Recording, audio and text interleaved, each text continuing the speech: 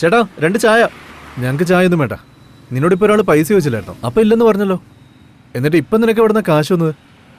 ഇങ്ങനെയുള്ളവരൊക്കെ സഹായിച്ചിട്ട് എനിക്ക് എന്തിനാ ചേട്ടാ? തിന്മ ചെയ്യുന്നത് പാപമാടാ. ഞാൻ പറഞ്ഞല്ലോ ഇപ്പം എന്താ ഇത്ര തെറ്റ്? ഞാനുള്ള കാര്യമല്ലേ പറഞ്ഞേ. അമ്മയും മോനും ആകുമ്പോൾ ഇതിൽ വലിയ തെറ്റൊന്നുമില്ല. പക്ഷേ നമ്മൾ ജീവിച്ചിരിക്കുമ്പോൾ മറ്റുള്ളവർക്ക് എന്തെങ്കിലും വിധത്തിലൊരു നന്മ ചെയ്യണ്ടേ? യേശുക്രിസ്തുവിനെ നമ്മുടെ ജീവിതത്തിൽ സ്വീകരിച്ച ജനങ്ങളായ നമ്മൾ നമ്മുടെ ജീവിതത്തിൽ എപ്പോഴും നന്മ ചെയ്യണം. ദാനധർമ്മങ്ങൾ ചെയ്യേണ്ടതാണ്. മറ്റുള്ളവരെ സഹായിക്കേണ്ടതാണ്.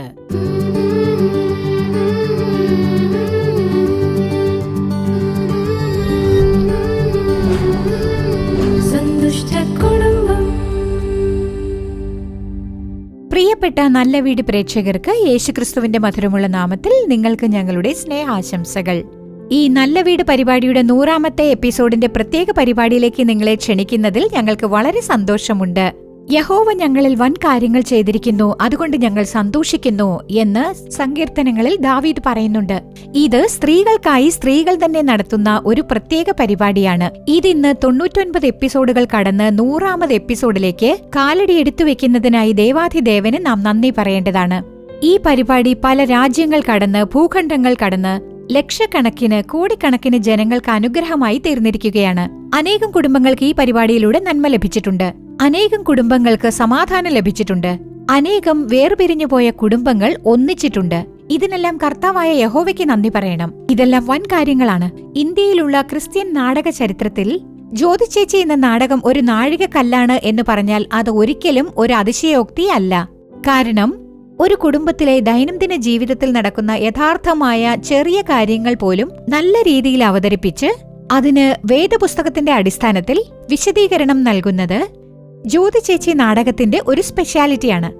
ഈ പരിപാടി, ഈ തുടർ നാടകം തുടർന്നും നടക്കുന്നതിനായി ഇതിനായി അധ്വാനിച്ച, ഇതിനായി പാടുപെട്ട എല്ലാ ജീവനക്കാർക്ക് വേണ്ടിയും ദൈവത്തിന് നന്ദി അർപ്പിക്കാൻ ഞങ്ങൾ കടപ്പെട്ടിരിക്കുന്നു. അതുപോലെ തന്നെ ഈ ഷൂട്ടിംഗ് തടസ്സമില്ലാതെ നടക്കാൻ കർത്താവാണ് കൃപ നൽകിയിരിക്കുന്നത്. അതിനായിട്ടും കർത്താവിന് നമ്മൾ നന്ദി അർപ്പിക്കണം.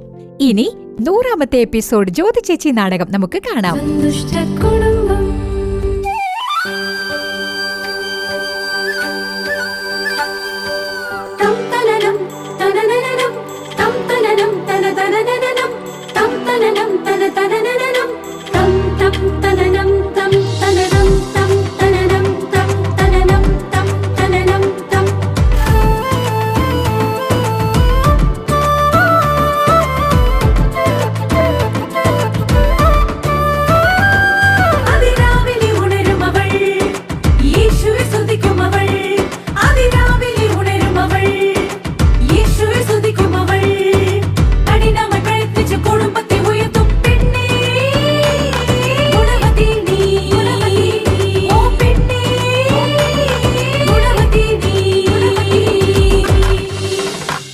ചേച്ചി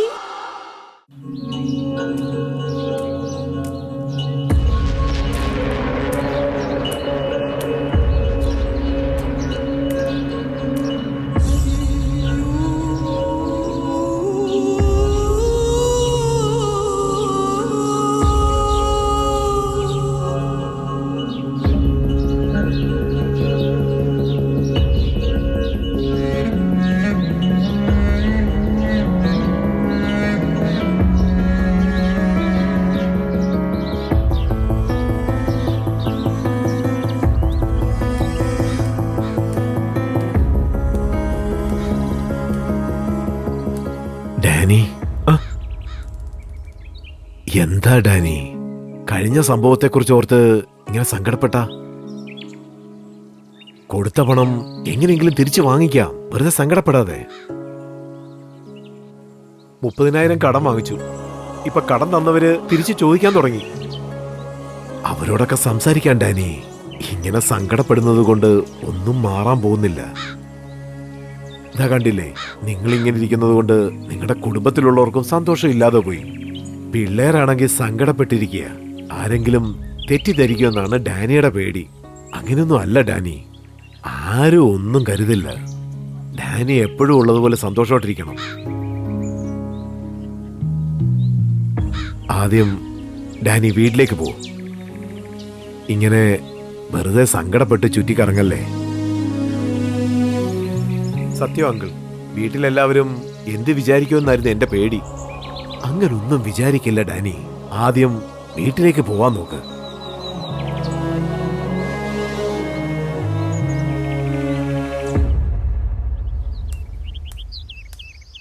ജ്യോതി ചേച്ചി, മോനെ അമ്മ വീട്ടിലുണ്ടോ? നിങ്ങൾക്കൊന്നും തീരെ ബോധമില്ലേ? ഇങ്ങനെ ഓരോ പണി തരണമെന്ന് തീരുമാനിച്ചിറങ്ങിയിരിക്കുക. എന്താ മോനെ ഇങ്ങനെയൊക്കെ പറയുന്നേ? ഞാൻ പിന്നെ എങ്ങനെ പറയണമെന്നാ? നിങ്ങൾക്കും ആ മാലതി ചേച്ചിക്കും വേറെ പണിയൊന്നുമില്ലേ?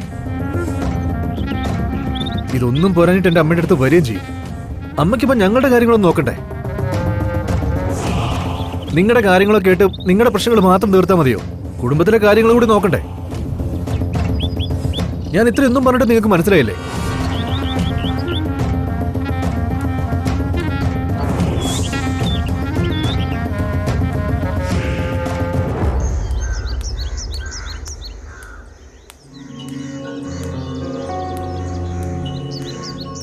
സുബിയല്ലേ ആ പോകുന്നത്?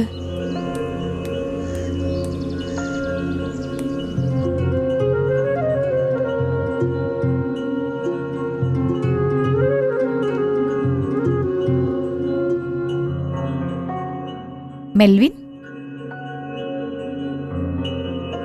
സുബി ഇവിടെ വന്നിരുന്നോ മോനെ? ഇല്ലമ്മേ. എന്താ ചോദിച്ചേ?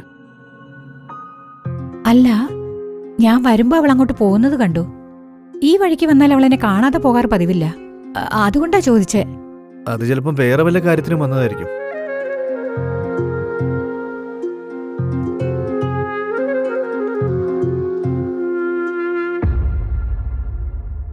എന്തോന്നാ രണ്ടുപേരും വലിയ ആലോചനയിലാണല്ലോ. ഏയ് ഒന്നുമില്ല. ആ, ഇന്ന് കട തുറക്കുന്നില്ല. വൈകുന്നേരം നമുക്കെല്ലാവർക്കും കൂടെ പുറത്തു പോയാലോ? ചർച്ചിൽ പോയി പ്രാർത്ഥിച്ചിട്ട് പിന്നെ വല്ല ഹോട്ടലിലും പോയിട്ട് വരാം. അതെ അമ്മേ, നമുക്ക് പോവാം. ജ്യോതി, നമ്മൾ പോകുന്നു. പിന്നെ ഇതിനും എന്തെങ്കിലും കാരണമൊക്കെ പറഞ്ഞോണ്ടിരിക്കല്ലേ? ഞാനൊന്നും പറയില്ല, നമുക്ക് പോവാം. എന്നെ കൂട്ടാതെ പോവാൻ പോവാണോ? നിന്നെ വിട്ടിട്ട് ആരെങ്കിലും പോവോ? നീയില്ലാതെ എങ്ങനെ?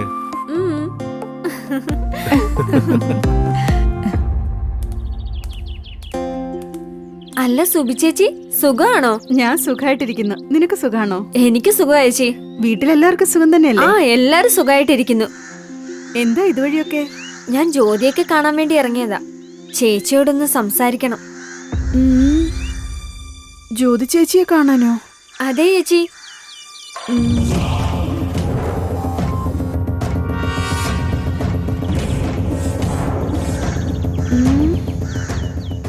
എന്താ ആലോചിക്കുന്നത്? ഒന്നുമില്ല സുധേ, നീ ഇപ്പൊ അങ്ങോട്ട് പോകണ്ട. പോകണ്ടെന്നോ? അതെന്താ അങ്ങനെ പറയുന്നേ? പറയുന്ന കേക്ക് സുധേ. നീ ഇപ്പൊ വീട്ടിലേക്ക് പോ, പിന്നെ ജ്യോതി ചേച്ചിയെ കാണാം. ശരി ചേച്ചി.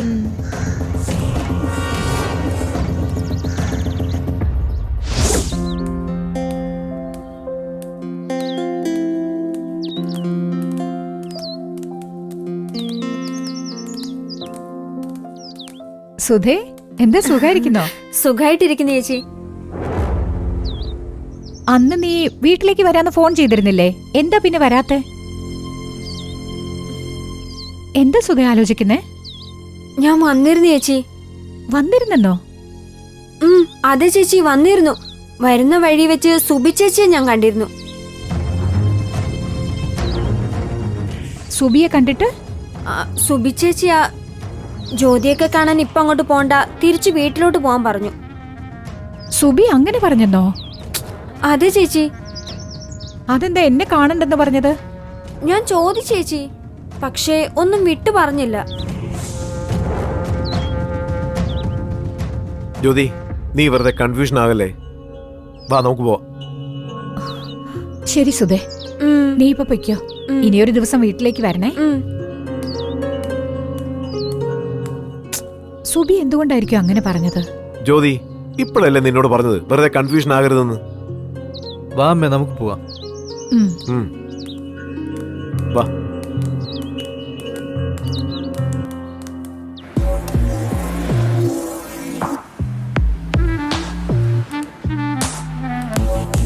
എന്താടാ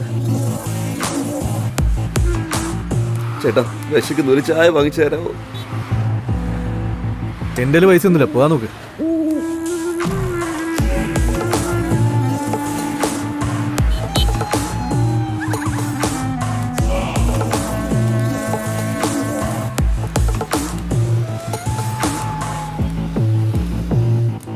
അല്ല ഇതെന്താ ഇവിടെ നിന്ന് ചായ കുടിക്കുന്നേ? ഒന്നുമില്ല ചേട്ടാ. ചേട്ടാ 2 ചായ. ഞങ്ങൾക്ക് ചായ ഒന്നും വേണ്ട. നിന്നോടിപ്പോൾ ഒരാൾ പൈസ ചോദിച്ചില്ലായിരുന്നോ? അപ്പം ഇല്ലെന്ന് പറഞ്ഞല്ലോ. എന്നിട്ട് ഇപ്പം നിനക്ക് എവിടുന്ന കാശ് വന്നത്? ഇങ്ങനെയുള്ളവരൊക്കെ സഹായിച്ചിട്ട് എനിക്ക് എന്തിനാ ചേട്ടാ? തിന്മ എന്നത് പാപമാടാ. ഇങ്ങോട്ട് നോക്ക്. ഇതെല്ലാം നിന്റെ അമ്മ പറഞ്ഞു തന്ന കാര്യങ്ങളാണ്.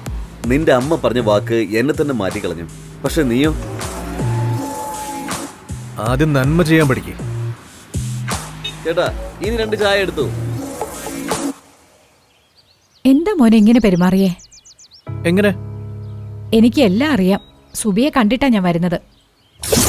എന്താ സുബി? സുധയോട് എന്നെ കാണാൻ പോകണ്ടെന്ന് നീ പറഞ്ഞെന്ന് കേട്ടല്ലോ. അതെന്താ സുബി? അത് പിന്നെ ഒന്നുമില്ല ചേച്ചി. എനിക്കറിയാം സുബി, നീ എന്തായാലും മനഃപൂർവ്വം അങ്ങനെയൊന്നും അവളോട് പറഞ്ഞു കാണില്ലെന്ന്. കാര്യം എന്താ? എന്താ കാണാൻ പോകണ്ടെന്ന് അവളോട് പറഞ്ഞത്? അതൊന്നുമില്ല. അന്ന് ചേച്ചിയെ കാണാൻ ഞാൻ വീട്ടിലേക്ക് വന്നിരുന്നു. എന്നെ കാണാൻ വേണ്ടിയോ? അതെ ചേച്ചി, ചേച്ചിയെ കാണാൻ വേണ്ടി തന്നെയാ വന്നേ. എന്നിട്ട് എന്താ കാണാതെ പോയത്? മോൻ എന്നെ കാണാൻ അനുവദിച്ചില്ല. ആര്? മെൽവിനോ? അതെ ചേച്ചി, എന്റെ അമ്മയെ അന്വേഷിച്ച് വെറുതെ ഇങ്ങോട്ട് വരരുതെന്ന് ഒച്ച വെച്ച് പറഞ്ഞു.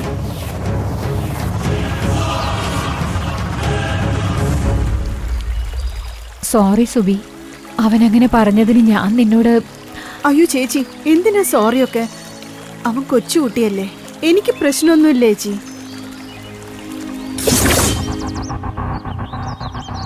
ഞാൻ പറഞ്ഞില്ല എന്താ ഇത്ര തെറ്റ്? ഞാനുള്ള കാര്യമല്ലേ പറഞ്ഞേ? അമ്മയും മോനും ആകുമ്പോ ഇതിൽ വലിയ തെറ്റൊന്നുമില്ല. പക്ഷേ നമ്മൾ ജീവിച്ചിരിക്കുമ്പോ മറ്റുള്ളവർക്ക് എന്തെങ്കിലും വിധത്തിലൊരു നന്മ ചെയ്യണ്ടേ? അതാണ് അമ്മ ഇപ്പൊ ചെയ്യാൻ ശ്രമിക്കുന്നത്. മോന് ഞാൻ എന്താ ഒരു കുറവ് വരുത്തിയിട്ടുള്ളത്? എന്തെങ്കിലും ഉണ്ടോ? പിന്നെന്തുകൊണ്ടാ നീ അങ്ങനെയൊക്കെ സംസാരിച്ചേ?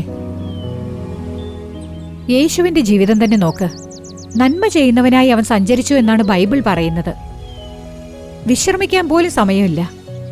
ആര് തേടി വന്നാലും മുഖം ചുളിക്കാതെ, അവരുടെ മനസ്സ് വേദനിപ്പിക്കാതെ അവൻ സഹായിച്ചിരുന്നു മോനെ. അമ്മ എന്താ ചെയ്യുന്നത്? കാശോ മറ്റോ കൊടുക്കുന്നുണ്ടോ? അതൊന്നുമില്ലല്ലോ. കർത്താവിന്റെ ഉപദേശം പറയുന്നെന്നല്ലേ ഉള്ളൂ. അതിനെന്തിനാ തടസ്സം നിൽക്കുന്നേ? നീയും നിന്നെ കൊണ്ടാവുന്ന നന്മ ചെയ്യ്. അതാണ് കർത്താവിനിഷ്ടം. നീ എന്തായി പറയുന്നത്? ആർക്കു വേണ്ടിയാ സ്വന്തം മോനെ വിട്ടുകൊടുത്ത് സംസാരിക്കുകയാണോ? ഞാൻ അത്രയ്ക്കിപ്പോ എന്തു പറഞ്ഞെന്നാ? നീ ഒന്നും പറയണ്ട. ഡാ അകത്ത് പോടാ.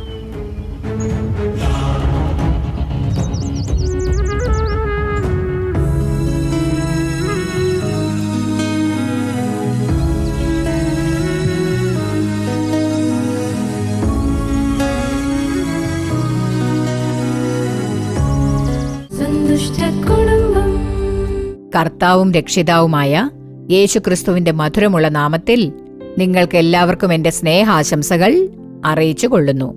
നാളിതുവരെ ഈ പരിപാടി 99 എപ്പിസോഡുകൾ കടന്നിരിക്കുകയാണ്. ഇത് 100ാമത്തെ എപ്പിസോഡാണ്. ഇന്നേ വരെ ഇത് കുടുംബത്തിലുള്ള സ്ത്രീകൾക്കായിട്ടും അതേപോലെ വീട്ടമ്മമാർക്കായിട്ടും ഈ പരിപാടി സംപ്രേഷണം ചെയ്തു വരികയാണ്. ഇത് അനേകം പേർക്ക് അനുഗ്രഹമാണെന്ന് ഞങ്ങൾ എല്ലാവരും ഉറപ്പായും വിശ്വസിക്കുന്നു. ഈ പരിപാടി കാണുന്ന നിങ്ങളോട് കർത്താവ് സംസാരിക്കുന്നു. കർത്താവ് ഇന്നുവരെ നിങ്ങളെ വഴി നയിച്ചു വന്നതിനായി ഞങ്ങൾ കർത്താവിന് നന്ദി പറയുന്നു. ഞങ്ങളുടെ ഹൃദയത്തിന്റെ ആഴത്തിൽ നിന്നും കർത്താവിന് നന്ദി അർപ്പിക്കുന്നു. ഇപ്പോഴും ഈ ഒരു നല്ല പരിപാടിയിലൂടെ കർത്താവ് നിങ്ങളോട് സംസാരിക്കുമാറാകട്ടെ, നിങ്ങളെ അനുഗ്രഹിക്കുമാറാകട്ടെ. ഇന്ന് നാം നോക്കുന്നത് നന്മ ചെയ്യാൻ ശീലിക്കണം. 1 തെസ്സലോനിക്കർ 5:15. എപ്പോഴും നന്മ ചെയ്തുകൊണ്ടിരിപ്പിൻ. എപ്പോഴും നന്മ ചെയ്തുകൊണ്ടിരിപ്പിൻ. യേശുക്രിസ്തുവിനെ നമ്മുടെ ജീവിതത്തിൽ സ്വീകരിച്ച ജനങ്ങളായ നമ്മൾ നമ്മുടെ ജീവിതത്തിൽ എപ്പോഴും നന്മ ചെയ്യണം. ദാനധർമ്മങ്ങൾ ചെയ്യേണ്ടതാണ്. മറ്റുള്ളവരെ സഹായിക്കേണ്ടതാണ്. ദൈവമക്കളായ നമ്മൾ മറ്റുള്ളവരെ സഹായിക്കേണ്ടതാണ്. എന്റെ പ്രിയമുള്ളവരെ, നന്മ ചെയ്യുന്നതാണ് ദൈവത്തിന്റെ സ്വഭാവം. സങ്കീർത്തനങ്ങൾ 119:68 നോക്കുകയാണെങ്കിൽ അവിടെ എഴുതിയിട്ടുള്ളത് നീ നല്ലവനും നന്മ ചെയ്യുന്നവനുമാകുന്നു എന്നാണ്. സങ്കീർത്തനക്കാരൻ നമ്മുടെ ദൈവത്തെക്കുറിച്ച് അങ്ങനെയാണ് എഴുതിയിരിക്കുന്നത്. അപ്പോസ്തലപ്രവൃത്തികൾ 10:38 നോക്കിയാൽ യേശുക്രിസ്തു നന്മ ചെയ്യുന്നവനായി ഈ ലോകത്ത് സഞ്ചരിച്ചു എന്ന് കാണാം. തന്നെ തേടി വന്ന ജനങ്ങളോട് അവൻ ഇല്ല എന്ന് പറയാതെ അവർക്ക് അത്ഭുതങ്ങൾ ചെയ്തു. യേശു എന്തൊക്കെ അത്ഭുതങ്ങളാണ് ചെയ്തത്? കുരുടന്മാർക്ക് കാഴ്ചശക്തി നൽകി, ബധിരന്മാരെ സൗഖ്യമാക്കി, 38 വർഷങ്ങളോളം ബെഥസ്ത കുളത്തിനരികെ കിടന്നിരുന്ന മനുഷ്യനെ ദൈവം എഴുന്നേൽപ്പിച്ച് നടക്കാനിടയാക്കി. എന്റെ പ്രിയപ്പെട്ടവരെ, യേശുക്രിസ്തു ഈ ലോകത്ത് നന്മ ചെയ്യുന്നവനായും ജനങ്ങൾക്ക് അത്ഭുതം ചെയ്യുന്നവനായും സഞ്ചരിച്ചു എന്നാണ് പറയുന്നത്. നമ്മുടെ ജീവിതത്തിലും ദൈവമക്കളായ നമ്മൾ എപ്പോഴും മറ്റുള്ളവർക്ക് നന്മ ചെയ്യുന്നവരായി കാണപ്പെടണം. എന്റെ പ്രിയമുള്ളവരെ, അപ്പോസ്തലപ്രവൃത്തികൾ 10:2 ശതാധിപനായിരുന്ന കൊർന്നേല്യോസ് ജനത്തിന് വളരെ ധർമ്മം കൊടുത്തും എപ്പോഴും ദൈവത്തോട് പ്രാർത്ഥിച്ചും പോന്നു എന്ന് കാണാം. അദ്ദേഹം ചെയ്ത നന്മകൾ ദൈവത്തെ വളരെയധികം പ്രീതിപ്പെടുത്തി. ദൈവം അദ്ദേഹത്തിന്റെ കുടുംബത്തെ രക്ഷിച്ചതായും അവർ രക്ഷ പ്രാപിച്ചതായും നാം വേദപുസ്തകത്തിൽ കാണുന്നു. പ്രിയമുള്ളവരെ, അദ്ദേഹം ക്ഷമയോടെ ദാനധർമ്മം ചെയ്തു, ജനങ്ങൾക്ക് നന്മ ചെയ്തു. കൊർന്നേല്യോസ് എന്ന ഒരു ശതാധിപനാണ്. വേദപുസ്തകം പറയുന്നു ശതാധിപനായ കൊർന്നേല്യോസ് എന്ന്. ബൈബിളിൽ അദ്ദേഹത്തെക്കുറിച്ച് പറയുന്നു. പ്രിയമുള്ളവരെ, നാം എപ്പോഴും നന്മ ചെയ്യണം. ഈ പരിപാടി കാണുന്ന നമുക്ക് നമ്മുടേതാണ് എല്ലാം എന്നുള്ള ഒരു ചിന്ത ഒരിക്കലും പാടില്ല. നാം നന്മ ചെയ്യണം. അതുപോലെ തന്നെ തബീഥ സൽപ്രവൃത്തികളും ധർമ്മങ്ങളും ചെയ്തു എന്ന് നാം കാണുന്നു. അപ്പോസ്തലപ്രവൃത്തികൾ 9:36 യോപ്പയിൽ പേമോൻ എന്നർത്ഥമുള്ള തബീഥ എന്നു പേരുള്ള ഒരു ശിഷ്യ ഉണ്ടായിരുന്നു. അവൾ വളരെ സൽപ്രവൃത്തികളും ധർമ്മങ്ങളും ചെയ്തു പോന്നവളായിരുന്നു. തബീഥ വളരെ സൽപ്രവൃത്തികളും ധർമ്മങ്ങളും ചെയ്തു വന്നു. പാവങ്ങളെയെല്ലാം സഹായിക്കുന്ന ഒരു പെണ്ണായിരുന്നു അവൾ. പ്രിയമുള്ളവരെ, അവളുടെ ജീവിതം നിങ്ങൾ നോക്കുകയാണെങ്കിൽ തബീഥ അവളുടെ ജീവിതത്തിൽ യേശുവിനെ പിന്തുടർന്നു. അതുമാത്രമല്ല, സൽപ്രവൃത്തികളിലൂടെ ദൈവസ്നേഹം വെളിപ്പെടുത്തി. അവൾ എല്ലാവർക്കും നന്മ ചെയ്യുന്നവളായിരുന്നു. ഈ തബീഥ പാവങ്ങൾക്ക് ധാരാളം കുപ്പായങ്ങളും ഉടുപ്പുകളും തുന്നിക്കൊടുക്കുമായിരുന്നു. കർത്താവിനെ അവൾ മഹത്വപ്പെടുത്തി. അവൾ മരിച്ചപ്പോൾ എല്ലാവരും കരഞ്ഞുകൊണ്ട് അവിടെ നിൽക്കുകയായിരുന്നു. കർത്താവ് പത്രോസിലൂടെ അവൾക്ക് ജീവൻ തിരിച്ചു നൽകിയെന്ന് ബൈബിളിൽ നമുക്ക് കാണാം. നന്മ ചെയ്യുന്ന ഒരു പെണ്ണായിരുന്നു അവൾ. അപ്പോസ്തലപ്രവൃത്തികൾ 9:40-41 നോക്കൂ. മരിച്ചുപോയിരുന്ന അവളെ പത്രോസ് കൈ കൊടുത്ത് എഴുന്നേൽപ്പിച്ചു. നന്മ ചെയ്യുന്നതുകൊണ്ട് നമുക്കുണ്ടാകുന്ന നന്മകൾ എന്താണ്? ലൂക്കോസ് 6:8 നോക്കുകയാണെങ്കിൽ, കൊടുപ്പിൻ എന്നാൽ നിങ്ങൾക്ക് കിട്ടും. കൊടുക്കണം. കൊടുപ്പിൻ എന്നാൽ നിങ്ങൾക്ക് കിട്ടും. സദൃശവാക്യങ്ങൾ 19:17 നോക്കൂ. എളിയവനോട് കൃപ കാട്ടുന്നവൻ യഹോവയ്ക്ക് വായ്പ കൊടുക്കുന്നു. അവൻ ചെയ്ത നന്മയ്ക്ക് അവൻ പകരം കൊടുക്കും. എളിയവർക്ക് കൊടുക്കണം. സൽപ്രവൃത്തികളിലൂടെ നാം യഹോവയെ മഹത്വപ്പെടുത്തണം.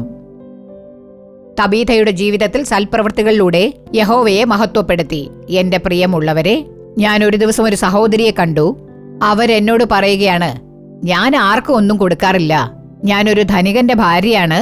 എന്റെ അടുത്ത് ധാരാളം പണമുണ്ട്, വസ്തുക്കളുണ്ട്, എല്ലാമുണ്ട്. പക്ഷേ ഞാൻ ആർക്കും കൊടുക്കില്ല, ആർക്കും ഒന്നും കൊടുക്കില്ല, ആരെയും സഹായിക്കുകയുമില്ല, നന്മയും ചെയ്യാറില്ല. എന്റേതാണെല്ലാം, എന്റെ കുടുംബത്തിനാണെല്ലാം, എന്റെ മക്കൾക്കാണെല്ലാം എന്ന് പറഞ്ഞു. അങ്ങനെയാണ് ഞാൻ എന്റെ ജീവിതം നയിച്ചുകൊണ്ടിരുന്നത്. പെട്ടെന്നൊരു ദിവസം എന്റെ തലയിൽ ഒരു മുഴ കാണപ്പെട്ടു. ഡോക്ടർ എന്നെ പരിശോധിച്ചു നോക്കിയിട്ട് അവരെന്നോട് പറഞ്ഞു, അത് ക്യാൻസറിന്റെ മുഴയാണെന്ന്. മനസ്സ് തകർന്നുപോയി. എന്തു ചെയ്യണമെന്നറിയില്ല. അപ്പോൾ ഞാൻ കർത്താവിങ്കൽ ചെന്ന് എന്റെ മനസ്സിൽ പശ്ചാത്തപിച്ചുകൊണ്ട് കർത്താവിനോട് മുട്ടിപ്പായി പ്രാർത്ഥിച്ചു. കർത്താവേ, എന്നോട് കരുണ തോന്നണേ, എന്നോട് ദയ തോന്നണേ, അങ്ങ് എനിക്കൊരു അത്ഭുതം ചെയ്യണേ. ഈ മുഴ അലിഞ്ഞു പോകണം കർത്താവേ. എങ്ങനെയാണോ ഈ മുഴ തലയിൽ വന്നത് അത് അതേപടി അലിഞ്ഞു പോകട്ടെ. ഞാൻ അങ്ങയിൽ സമർപ്പിക്കുന്നു കർത്താവേ. യേശുവേ, ഞാൻ ആരെയും സഹായിക്കാറേ ഇല്ല കർത്താവേ. എന്റെ ഹൃദയം കല്ലുപോലെയായിരുന്നു. ആരോടും ദയ കാണിക്കാറില്ലായിരുന്നു. എന്നോട് ക്ഷമിക്കണമേ, എന്നോട് കരുണ തോന്നണേ എന്ന് പറഞ്ഞ് ഞാൻ പ്രാർത്ഥിച്ചു. കർത്താവിന്റെ പാപങ്ങളെ ക്ഷമിച്ചു. ഞാൻ മറ്റുള്ളവരെ സഹായിക്കാറേ ഇല്ല എന്നുള്ള കാര്യമൊക്കെ കർത്താവ് ബോധിപ്പിച്ചു. ഇത്രയും പണമുണ്ടല്ലോ, ഇത്രയും സ്വത്തുണ്ടല്ലോ, ആർക്കും ഞാൻ ഒന്നും കൊടുത്തില്ലല്ലോ. നന്മ ചെയ്യണം, സഹായിക്കണം, മറ്റുള്ളവർക്ക് കൊടുത്ത് സഹായിക്കണം. കൊടുക്കുന്ന ആ ഉദാര മനസ്കത സ്ത്രീകളായ നമുക്ക് ഉണ്ടായിരിക്കണം. മറ്റുള്ളവരെ സ്നേഹിക്കണം, മാതാപിതാക്കളില്ലാത്ത കുഞ്ഞുങ്ങളെ സഹായിക്കണം, പാവങ്ങളെ സഹായിക്കണം, അനാഥരെ സഹായിക്കണം. ആ സഹോദരി എന്താണ് പറഞ്ഞതെന്നോ, ഞാൻ ഇപ്പോഴൊക്കെ ഓരോ മാസവും എന്റെ അടുത്ത് എത്രത്തോളം പണമുണ്ടോ അതിന് മുഴുവൻ നോട്ടീസ് അടിക്കും. ഞാൻ പ്രസ്സിൽ കൊടുത്ത് നോട്ടീസ് അടിച്ച് ഇപ്പോഴൊക്കെ ഞാൻ ഞായറാഴ്ച തോറും കർത്താവിന്റെ ശുശ്രൂഷ ചെയ്യുകയാണ്. കർത്താവ് എനിക്ക് പരിപൂർണ സൗഖ്യം നൽകിയെന്ന് ആ സഹോദരി പറഞ്ഞു. എന്റെ പ്രിയപ്പെട്ടവരെ, നാം ഒരുപക്ഷെ മറ്റുള്ളവരെ സഹായിക്കാതെ ഇരിക്കുകയാണെങ്കിൽ ഇന്ന് തന്നെ തീരുമാനമെടുക്കുക. ഞാൻ കർത്താവിനായി കൊടുക്കും, സഹായിക്കും. ഞാൻ പാവങ്ങളെ സഹായിക്കും. കൊടുക്കുന്നതിലൂടെ കർത്താവ് നിങ്ങളെ സഹായിക്കും. നിങ്ങൾ കർത്താവിനായി ഒരടി മുന്നോട്ട് വെക്കുമ്പോൾ കർത്താവ് നിങ്ങൾക്കായി പല അടികൾ മുന്നോട്ടെടുത്തു വെച്ച് നിങ്ങളുടെ കുടുംബത്തെ അവൻ അനുഗ്രഹിക്കും. നമ്മുടെ മക്കളെയും ദാനധർമ്മത്തെക്കുറിച്ച് പഠിപ്പിക്കണം. നമ്മുടെ മക്കളോട് മറ്റുള്ളവരെ സഹായിക്കാനും കൊടുക്കാനും പറഞ്ഞു കൊടുക്കേണ്ടതാണ്. നമ്മുടെ മക്കളും നന്മ ചെയ്യണം. കൊടുപ്പിൻ, എന്നാൽ നിങ്ങൾക്ക് കിട്ടും. അതുപോലെ തന്നെ ഗലാത്യർ 6:9 നോക്കൂ. നന്മ ചെയ്യുകയിൽ നാം മടുത്തുപോകരുത് എന്ന് പറയുന്നു. നന്മ ചെയ്യുകയിൽ നാം മടുത്തുപോകരുത് എന്നാണ് പറയുന്നത്. യേശുക്രിസ്തുവിനെ പോലെ നാം നന്മ ചെയ്യണം. നന്മ ചെയ്യുന്നവനായി അവൻ ഈ ലോകത്ത് സഞ്ചരിച്ചു. അവൻ ജനങ്ങൾക്ക് നന്മ ചെയ്തു. അതുപോലെ നമ്മുടെ ജീവിതത്തിൽ മറ്റുള്ളവർക്ക് നന്മ ചെയ്യണം. ഇല്ലെന്ന് പറഞ്ഞ ആരെങ്കിലും വന്നാൽ അവർക്ക് നമ്മളെ കൊണ്ടാവുന്ന സഹായങ്ങൾ ചെയ്യണം. പാവപ്പെട്ട കുഞ്ഞുങ്ങളെ പഠിപ്പിക്കാം, അനാഥരായവർക്ക് പണം കൊടുത്ത് സഹായിക്കാം, അവരെ പഠിപ്പിക്കാം. നമ്മുടെ മക്കൾ പഠിക്കുന്നില്ലേ, ആ കുഞ്ഞുങ്ങളും പഠിക്കട്ടെ എന്ന് പറഞ്ഞ് നമ്മുടെ ഉള്ളിൽ ഒരു തോന്നലുണ്ടാകണം. നാം കൊടുക്കണം. കൊടുക്കുമ്പോൾ ദൈവം നമ്മുടെ ജീവിതത്തിൽ വൻ കാര്യങ്ങൾ ചെയ്യും. നാം നന്മകൾ ചെയ്ത് യേശുവിന്റെ ഹൃദയത്തെ സന്തോഷിപ്പിക്കാം. ദൈവം നിങ്ങളെ എന്നും അനുഗ്രഹിക്കുമാറാകട്ടെ. നമുക്കിപ്പോൾ പ്രാർത്ഥിക്കാം.